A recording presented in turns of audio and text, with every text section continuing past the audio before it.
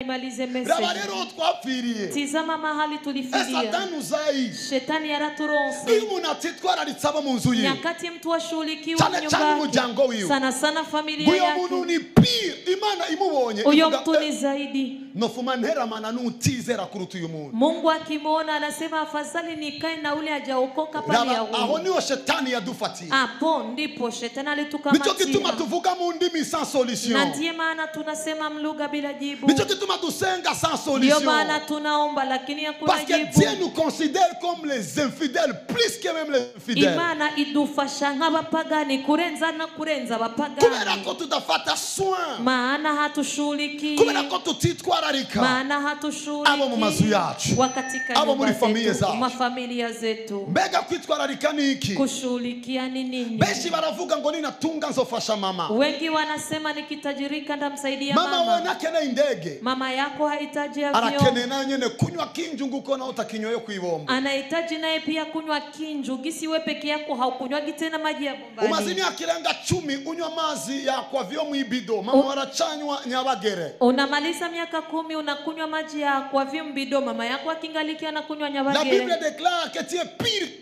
qu'un infidèle. Biblia ivuga yuko urenze kabisa abadakijijwe. Reka ndeke amajambo mbona umengo mutangiye kwifata kuko musa nabafashwe mpiri. Acha niache ya maneno maana mnaanza kujikamata kama wenye kuteka. Familia umaze kuya importance. Familia unapomaliza kuipatia thamani, Mungu atakupa thamani.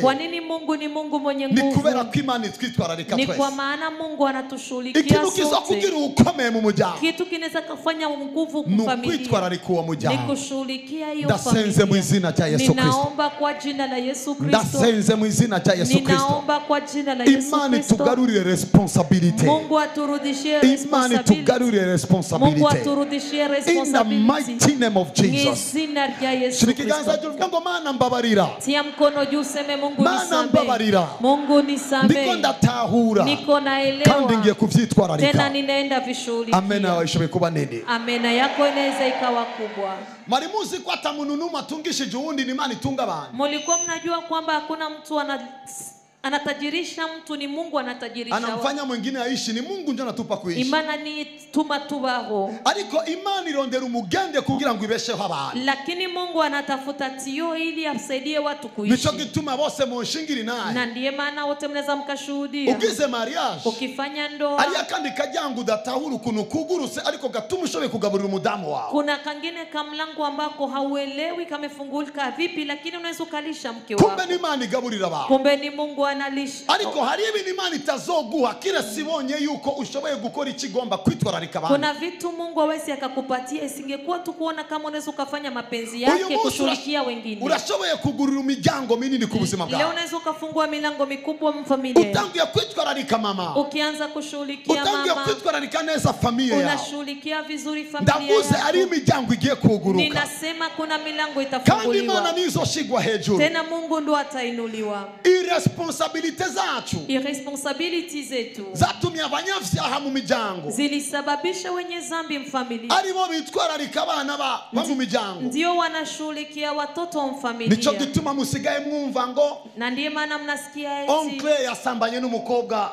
eti mjomba alizini na mtoto wa dada yake. Yes, of course.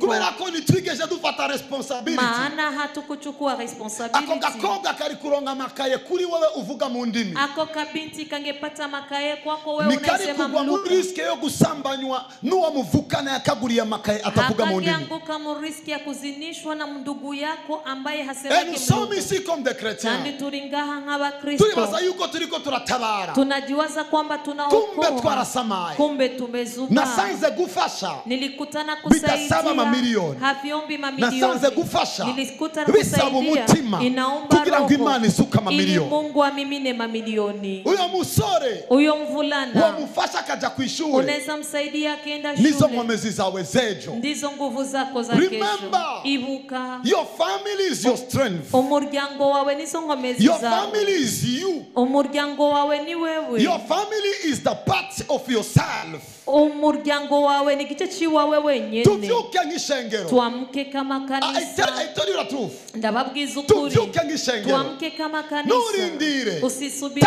tangura uyu munsi nyene anza leo leo wibuke uyo nuja ukumbuke huyu na Imana yule. ikubonye umugende Mungu akikuona tio izotunga uyo muryango wose biciye kuri wewe. atatunza hiyo familia yote kupitia wewe. Ndabizi kuvuga ngo naco mfise. Ninajua unasema sina chochote. Ndakunda Barundi kubera ko turi mu Burundi. Ninapenda Warundi maana tuko Ngo Burundi. bike Eti vidogo bikehanira bankana. vinakuwa vidogo kuwa na Probleme tukiana. si kutagira. Tatizo sio kutokuwa Probleme ni navyo, ubwanko twatewe. lakini ni chuki ambayo Probleme tulijaza na nizeni. macakubiri.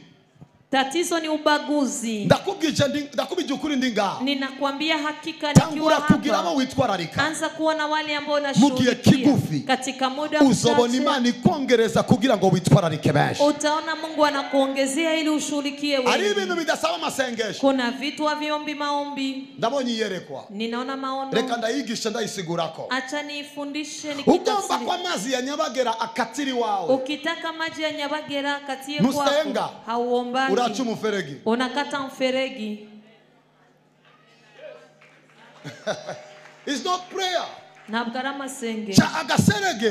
Pakata Imana kamferegi. itangure gucisha. Mungu anze pitisha. Ababaye kera bazokubwira ngo inzuzi nyinshi zatanguye gakanuka Wa zamani watakwambia kama mitoni ya zamani ilizani tutuko hivi. Ariyo n'uruzi gwizanya mu itenga bararufutse ariko Kuna uruzi hata gatangura hivyo nk'umuferege. wakaifunika inaanza kama Ushira mferegi. ibiganza vyawe hejuru. Ukitia mikono juu. Ndagutangaje nk'umugende wo gutabagwa k'umuryango wawe. Ninakutangaza kama vile tio ya kusaidiwa Amena familia yawe yako. ibe ifatanye n'ibigiye gukurikira ku buzima Amena bwawe. yako iambatane na vile vitafuata Ndagutangaje nk'umugende w'ubutabazi mu muryango wawe. Ninakutangaza kama tio ya msaada wa familia Ndagutangaje yako. nk'inzira Imana igiye gucako kugira ngo ikure ubukene mu muryango wawe. Ninakutangaza kama njia Mungu anaenda pasua ili tuwe maskini kwenu. Imana igiye gucako ngo